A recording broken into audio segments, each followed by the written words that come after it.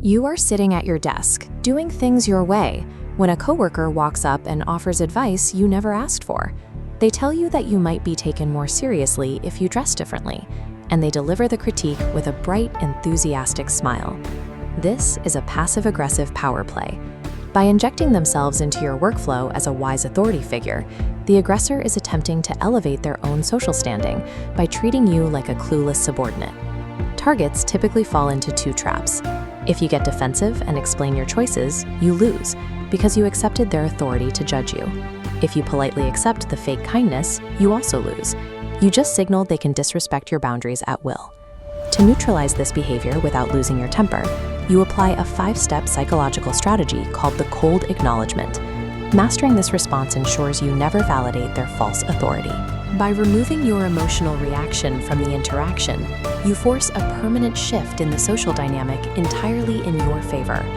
Step 1 is the hard stop. The precise second the manipulator finishes speaking, you must completely halt whatever physical activity you are currently doing.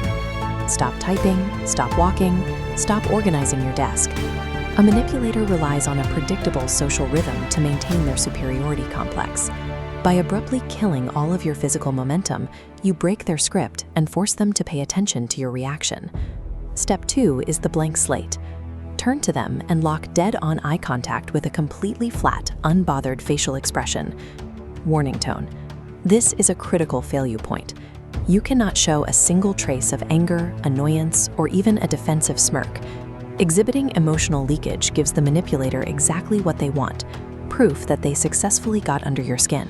When you simultaneously freeze your physical movement and withhold all emotional feedback, you cut off the psychological oxygen they need. You become an impenetrable wall, and their power trip immediately stalls out. Step 3 is the 2-second rule.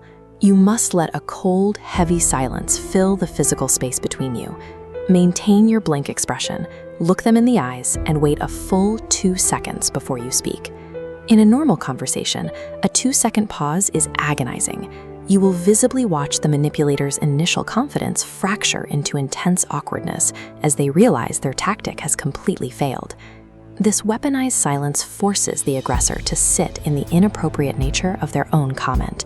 You shift the burden of discomfort entirely away from yourself and directly onto them. Step 4 is the monotone delivery. How your voice sounds is just as critical as the words you use. You will use exactly one sentence. I did not ask for your opinion, but thank you for sharing. Keep your delivery perfectly flat.